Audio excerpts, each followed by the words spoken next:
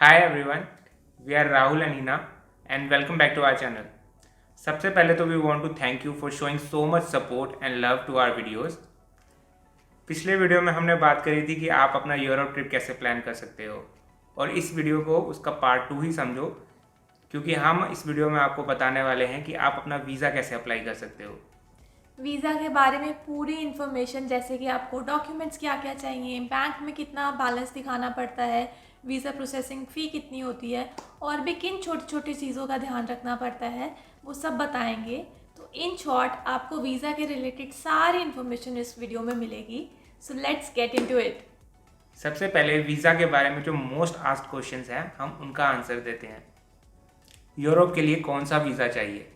Europe घूमने के लिए आपको जो वीज़ा चाहिए वो है शेंगन वीज़ा, जिसमें आप 26 कंट्रीज़ घूम सकते हो। नेक्स्ट क्वेश्चन जो रहता है वो है कि यार हम तो 3 कंट्रीज़ घूमने आ रहे हैं, तो वीज़ा किस कंट्री से लें? तो वीज़ा उस कंट्री से लोगे जहाँ पे आप लैंड कर रहे हो या फिर जहाँ आप maximum number of days spend करने वाले हो। जैसे कि अगर आप एम्स्टर्डम आए 3 दिन के लिए और फिर आप वहाँ से चले गए जर्मनी 1 हफ्ते के लिए, तो आप दोनों में से किसी भी कंट्रीज़ का वीज़ा ले सकते हो।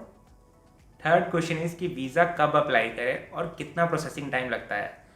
तो आप अपनी जर्नी से 3 मंथ्स पहले ही वीज़ा अप्लाई कर सकते हो। जितना जल्दी हो सके आप उतना जल्दी वीज़ा अप्लाई करें ताकि कोई गुफअप ना हो। और प्रोसेसिंग टाइम के बारे में VFS की वेबसाइट पे जो मैक्सिमम टाइम दिया है वो है 6 weeks, but almost 10 to 15 days में वीज़ा आ जाता है। कुछ केसेस में सिर्फ 4 to 5 डेज ही लगते हैं। तो नेक्स्ट क्वेश्चन जो पूछा जाता है वो ये है कि वीज़ा अप्लाई करने की फ़ीस कितनी है। तो आपकी जो फ़ीस है वो होगी 7,000 रुपीज़। और अगर आप ऑप्ट कर रहे हो कि आपका पासपोर्ट आपके घर पे डिलीवर हो तो आपको उसके भी कुछ एक्स्ट्रा चार्जेस देने पड़ते हैं। तो ये थे वो सारे क्वेश्चन जो हमसे पूछे जाते हैं। एंड अगर आपको और भी कोई क्वेश्चन हो तो आप हमसे कमेंट सेक्शन में पूछ सकते हो। We will definitely guide you guys. तो अब बात करते हैं डॉक्यूमेंट्स के बारे में जो आपको चाहिए वीज़ा अप्लाई करने के लिए। First of all visa application form. ये एप्लीकेशन फॉर्म आपको VFS ग्लोबल की वेबसाइट पे मिल जाएगा और ये बहुत ही सिंपल फॉर्म रहता है जिसमें आपको अपनी personal information and journey details डालनी होती है। और एक चीज़ का ध्यान रखें कि आप अपनी जर्नी डिटेल्स बहुत ध्यान से डालें इसमें, बिकॉज आपको वीज़ा उन्हीं दिनों को मिलता है। अगर आप अपनी जर्नी से कम डेज डालोगे तो आपको वीज़ा कम दिनों का मिलेगा, जो कि बहुत दिक्कत हो सकती है। और दूसरी बात, जो फ़ोटो आपको इस एप्लीकेशन फॉर्म में लगानी होती है उसकी dimensions normal passport size photo से अलग रहती हैं। तो आप किसी भी फोटोग्राफर को बोलोगे कि वीज़ा के लिए आपको फ़ोटो चाहिए तो उनको पता रहता है। अदरवाइज़ इसकी डायमेंशंस भी आपको VFS ग्लोबल साइट पे मिल जाएंगी। और जो नेक्स्ट डॉक्यूमेंट आपको चाहिए वो है VFS appointment form.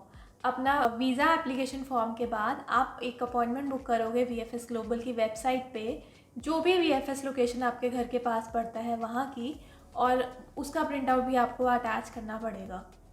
VFS basically एक इंटरमीडिएट है एम्बेसी और आपके बीच में, जो आपके डॉक्यूमेंट्स कलेक्ट करके एम्बेसी को देता है और फिर एम्बेसी से जो स्टैम्प डॉक्यूमेंट्स होते हैं वो आपको देता है। थर्ड डॉक्यूमेंट है कवर लेटर। इसके बाद आपको बनाना है एक कवर लेटर जिसमें आप मेंशन करोगे कि आप कहाँ और क्यों घूमने जा रहे हो, अपने number of travel days and zone zone से डॉक्यूमेंट्स आप अटैच कर रहे हो उसकी पूरी लिस्ट देनी होती है। एंड ऑल्सो मेक श्योर कि आप उसमें मेंशन करो कि you have a reason to come back to India. For example, अगर आप जॉब कर रहे हो तो उसमें मेंशन कर दो। ये इसलिए मेंशन करना होता है सो डैट आपका केस स्ट्रांग लगे कि आप सिर्फ घूमने जा रहे हो, वहाँ परमानेंट रुकने नहीं। और जो नेक्स्ट डॉक्यूमेंट आपको देना है वो है आपका पासपोर्ट। स्टैंपिंग के लिए आपको पासपोर्ट तो देना ही पड़ेगा, साथ में आपको अटैच करनी पड़ती है अपने पासपोर्ट की कलर्ड फोटोकॉपी। और एक और चीज़ जो पासपोर्ट के लिए आपको ध्यान रखनी पड़ती है वो ये है कि आपका पासपोर्ट जो है वो एक्सपायर ना होने वाला हो। आपके रिटर्न से एटलीस्ट 3 मंथ्स तक वो वैलिड रहना चाहिए, तभी आपको वीज़ा मिलेगा। Fifth document is proof of travel. इसके लिए आपको अपने आने और जाने दोनों की फ़्लाइट टिकट्स का प्रिंट आउट देना पड़ता है। और अगर आप वहाँ से किसी एक कंट्री से दूसरे कंट्री ट्रैवल कर रहे हो तो उसकी भी आपको फ़्लाइट या बस या ट्रेन टिकट भी शो करनी होती है। रिटर्न टिकट आपको इसलिए शो करनी पड़ती है to prove that you will come back.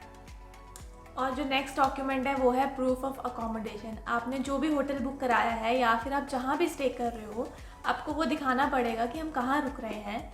And एक जो टिप वो हम देना चाहेंगे वो ये है कि आप जो भी अपनी बुकिंग्स कराओ, चाहे वो होटल की हो या फिर फ़्लाइट की हो, मेक श्योर कि आप रिफंडेबल कराओ। इन केस कि आपका जो वीज़ा है वो डिले हो जाए या फिर वो रिजेक्ट हो जाए तो ऐसा ना हो कि आपको नुकसान हो जाए। You should have that option कि आप अपनी बुकिंग्स आगे पीछे कर सको। Number 8 is finances. आपको ये पता ही होगा कि किसी भी कंट्री का वीज़ा अप्लाई करने से पहले आपको अपने बैंक अकाउंट का बैलेंस शो करना पड़ता है। तो इसके लिए जो डॉक्यूमेंट्स चाहिए वो हैं, सबसे पहला जो है वो है अपने 6 मंथ्स की बैंक स्टेटमेंट। अब बैंक में पैसा कितना दिखाना है। आप अगर 2 वीक्स के लिए जा रहे हो तो 1 to 2 लाख पर पर्सन इज़ इनफ। आप उसके अकॉर्डिंग अपना बैंक बैलेंस दिखा सकते हो। और एक और चीज़ जिसको आपको ध्यान रखना है, ऐसा नहीं कि आज जाने से आपने 10 दिन पहले बैंक में 2-3 लाख डाल दिया तो आपका केस बहुत वीक हो जाएगा, जेन्युइन नहीं लगेगा। तो आपके कॉन्टिन्यूस ट्रांजैक्शंस रहने चाहिए। आपकी सैलरी आ रही है, जा रही है, तो उस हिसाब से आप अपना बैंक बैलेंस दिखाओ। और इसके अलावा जो आपको देना पड़ता है वो है 2 साल का IT रिटर्न। एंड अगर आप एम्प्लॉयड हो तो आपको देना पड़ेगा अपना एम्प्लॉयमेंट कॉन्ट्रैक्ट, आपको अपना एम्प्लॉय से एक NOC लेना पड़ेगा, नो ऑब्जेक्शन सर्टिफिकेट, जिससे उनको पता चलेगा कि आप छुट्टी लेके हॉलीडे पे जा रहे हो। और आपको दिखाने पड़ेंगे अपने 3 मंथ्स की सैलरी स्लिप्स। और अगर आप बिजनेस ओनर हो तो आपको देना पड़ेगा certificate of registration of your company. और जो लास्ट डॉक्यूमेंट है वो है हेल्थ इंश्योरेंस, जो कि कवर करे एटलीस्ट 30,000 यूरोज़। बहुत सारी कंपनीज हैं जो हेल्थ इंश्योरेंस प्रोवाइड करती हैं, जिसका प्राइस होता है अराउंड 1000 से लेके 1500 रुपीज़ तक। तो आपको बहुत सारे कंपनीज के हेल्थ इंश्योरेंस मिल जाएंगे। जब मैं आई थी तो मैंने लिया था रिलायंस का हेल्थ इंश्योरेंस और वो मुझे पड़ा था 1300 के आसपास का। तो ये थी वो सारी इन्फॉर्मेशन जो हम आपके साथ शेयर करना चाहते थे।